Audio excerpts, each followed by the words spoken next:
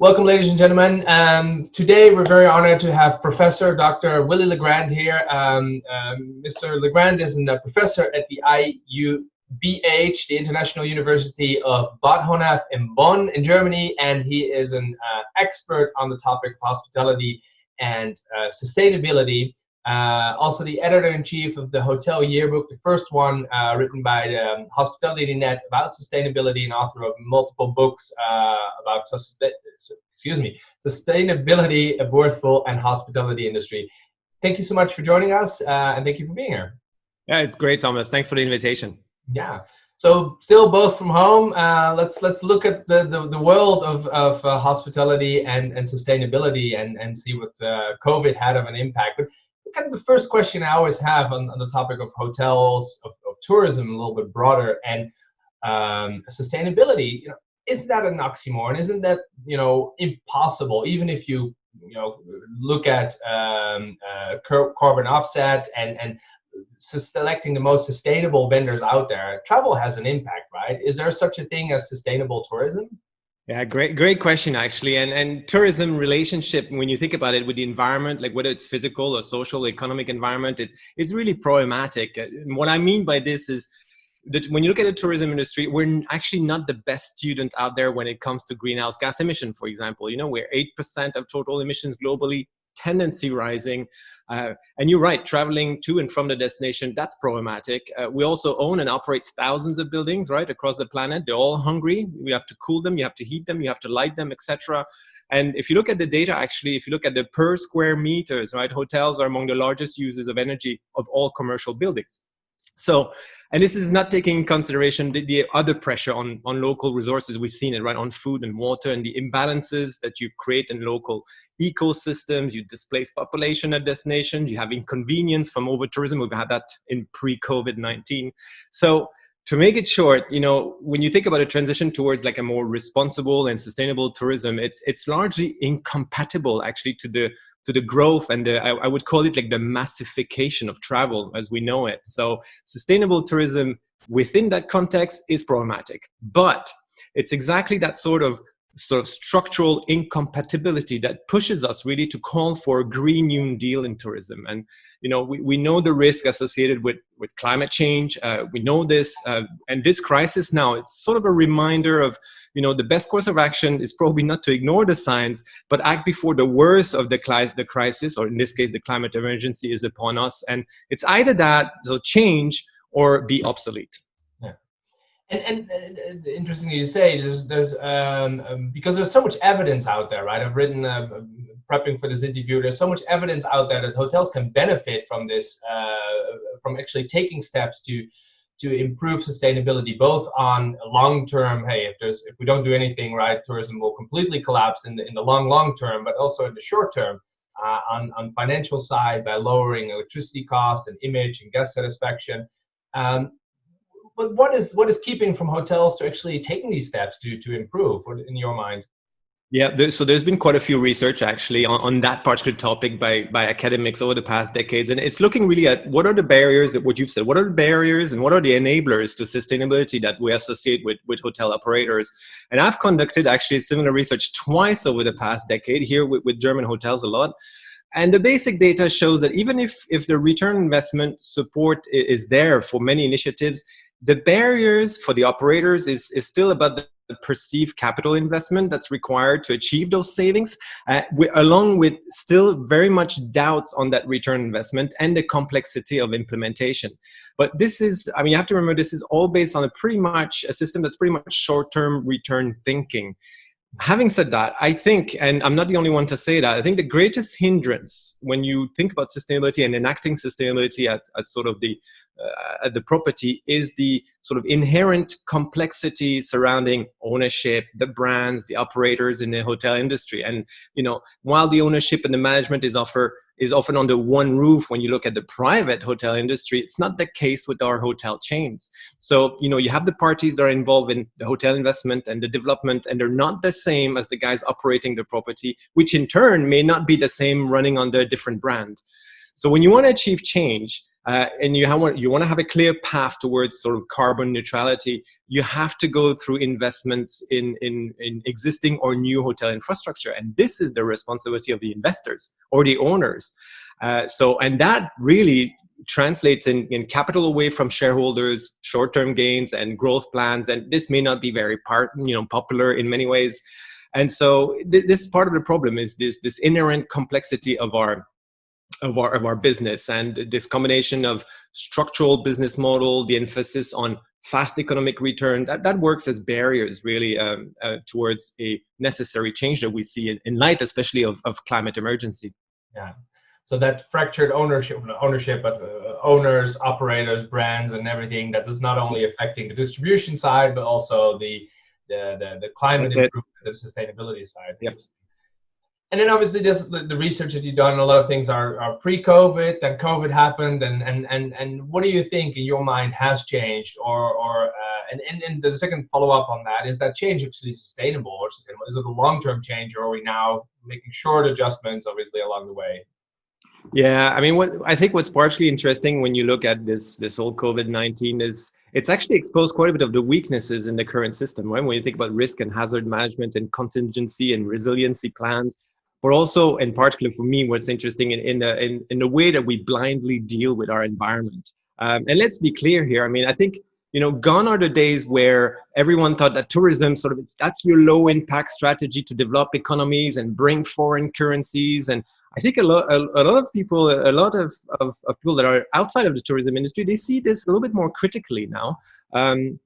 And also this crisis, I think, I mean, we know quite a bit about the distribution issues, but the crisis is showing some of the weakness that we have in dealing internally and externally, such as, high operational and financial gearing, the heavy lease, the rent, the loans, and this operational labor that we're stuck with. So there's a section of this industry may come out stronger out of this by having stronger SOPs and stronger sustainability. On the other side, however, companies that were struggling with some of those topics before COVID-19, they will have a hard time, and I think many will actually never recover.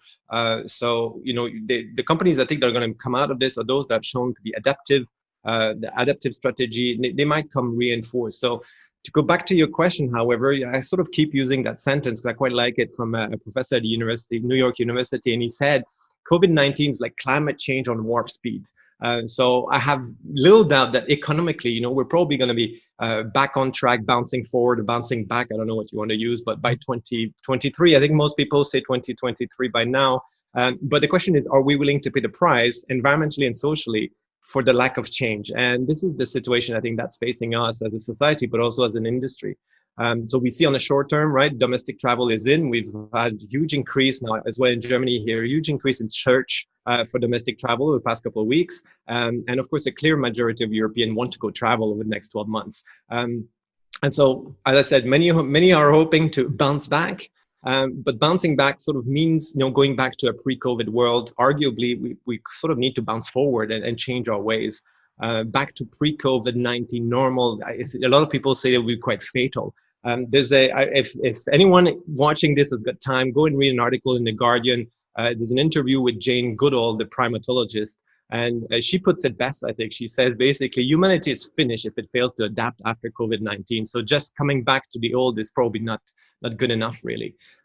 So I see this sort of as a unique opportunity, right? We can create a sort of a more circular approach with a more balanced production and use and reuse of our resources. We have the goals, they've been set by 2030, by 2050. We need to fashion a new normal. We have in the EU Green Deal, right, to achieve carbon neutrality by 2050. We're willing to put €1 trillion in having this. And so I say we need to have a tourism Green New Deal that should be built along the same line, right? And that should be the new norm coming out of COVID-19 if we hope to enjoy tourism in the years to come. Yeah. And I will include the link in the end of the video so people can read that for The Guardian. So one of the things that actually kind of sparked this interview, because earlier this month you did, together with Hotel School Maastricht, and the 24 hours on sustainability, a hackathon where you brought in different expert students to look at the topic of sustainability and hospitality and work some of look towards some of the solutions that you can actually provide. Can you talk a little bit more about this initiative, and and some of the outcomes that actually came from there. Yeah, I mean, for lack of better words, this was awesome, actually. It was awesome. It was intense. It was enriching. I mean, the basic idea behind the hackathon was pretty simple, actually. The idea is, let's gather some students across the universities, along with industry professionals, along with academic experts, and we all care about the same issues, so we can quickly collaborate, we can form bonds, and share the knowledge and solve problems. So we use a couple tools as a framework. So we use the so-called 2030 Agenda for Sustainable Development. That's the Sustainable Development Goals. You can go and check it out, or the audience can. They probably know it already. The Paris Agreement we use, and the Convention on Biological Diversity, sorry. And that provided our global framework to tackle sort of the challenge faced by civilization. So as you said, the IUBH and the Hotel Management School in Maastricht, 90 students joined forces, 24-hour hackathon. We had set up 22 challenges that were tackled, right? So it was anywhere between decarbonization of small independent hotel properties or restaurants to sort of consumer engagement in responsible consumption. You know, an extensive list of activities was to be created so that they could be undertaken by hotels. And so those activities, we had also asked the students to set them up in what we call easy wins, adapt your plans, and game changers. So more the short, medium, long-term activities. And at the end, as an outcome, we had a catalog of over 220 different activities to be undertaken by the industry. And we presented this sort of in a matrix style table. And not only this, all these activities, so 220 activities, they were requiring to provide support. So in form of evidence from practices, from scientific research. And in hindsight, we actually received pretty good and positive feedback from parts of the industry, especially those leading sustainability endeavors that sort of stated, oh yeah, we looked at the list and we implemented most, if not all, the recommendations already, which actually is excellent feedback, to be honest. And so for the audience, I mean, we can maybe make the link to the full report, because it's available as well on Hospitality Net. Excellent. And then kind of closing off, what is, your top three kind of low-hanging fruit technologies that hotels can implement? Because it is quite an, if you think about the whole topic, it can be quite a daunting topic to do. What are some of the things that you say, like, okay, these are the low-hanging fruits that you should actually consider as a hotel? Recommendations? Yeah, it's not easy. So that's a question I had asked actually experts back in December, sort of, and the experts don't all agree on what we should do. I had made my own list. Yeah. I remember there was a list, so pre-COVID. I still think that should be a list to be done for sure. In principle, I don't particularly like limiting lists like top 3, top 5, but here we go. I also said that subject. So anyways, here we go. So my list is heavily based on that decarbonization topic, because it has to take place. And if you look at the greater picture in terms of transiting a whole economy or a whole world toward decarbonization, the World Resource Institute estimates that we probably need about $25 trillion US dollars that need to be invested in clean, affordable, reliable energy infrastructure until 2030 or 2035. So this would ensure a shift into low carbon economy. So bottom line, every sector of the economy has got to play a role, including the hotel sector. So this is what I looked at. I looked at clean technology to achieve that decarbonization. First one, well, solar photovoltaic. We're now in a next generation of photovoltaic. They're much more performant. They're much more long lasting. The cost of kilowatt peak has dropped about 92% over the past 3 decades. And it's estimated that solar photovoltaic will be the cheapest electricity actually by 2030. So that's the first thing, if possible. This next thing I'd say is, in terms of technology, is occupancy sensors. 65% of the energy in hotels goes towards heating, ventilation, air conditioning, and lighting those properties, those buildings. So let's be wiser with the way that we use technology and mitigate our energy use in different areas of the building. And then the last one I thought would be having a carbon measurement tool. They are out there. We need to know that our renewable energy and energy efficiency efforts are making a difference. And so, auditing, monitoring, looking at a property starting position, keeping track of the progress on decarbonization, all of that is super important. It's basically having the data. You're an organization that knows so much about data. This is basically, it's the call that we're making to hoteliers. And while the chains do it already because they have their in-house tools, 70% of our hotels in Europe are smaller properties. A lot of them don't. and that's basically harnessing that data and using it. And they need help and they need support with that. Good to know. Well, as I mentioned, there's a couple links that we will include into the slide deck of the article afterwards, so you can click on that. Any more recommendations besides the yearbook and obviously the hospitality net with a lot of topics and discussions on there? Sure, I'll make a link. There's actually plenty out there and really good stuff. So I'll make a link to an organization that I think is really excellent for hoteliers to look at. It's the International Tourism Partnership in London, short ITP. They have great material, free of charge, online information, but plenty of resources like know-how guidelines, some free tools. I was just talking about decarbonization. They have the Hotel Carbon Measurement Initiative, which is a tool you can use to track your carbon emissions. They have the Hotel Water Measurement Initiative. So, and also along the same line, the ITP just in late 2019, along with the International Finance Corporation, they've partnered and published a document that's actually called the Business Case for Sustainable Hotels. Plenty of return on investment calculation in there. There's recommendations for all partners. This barrier that I was talking earlier. So investors, asset managers, hotel owners, developers, operators, franchisees.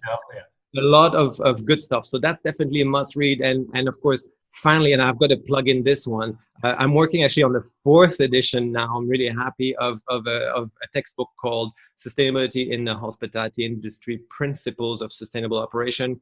It's heavy because I've got it actually in front of me here, the 3rd edition, but I'm working on a 4th. So that's going to be out next summer. A lot of new cases, a lot of return investment calculation, etc. So that's could be a must read as well.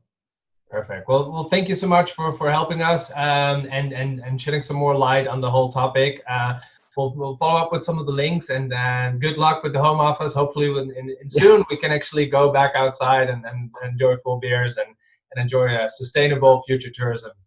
Yeah, it's always a pleasure to meet. I know we usually meet at ITB at least, but it's always a pleasure to talk to you, Thomas. And best of luck with the team at Revenate, and I'm sure we'll be in touch soon.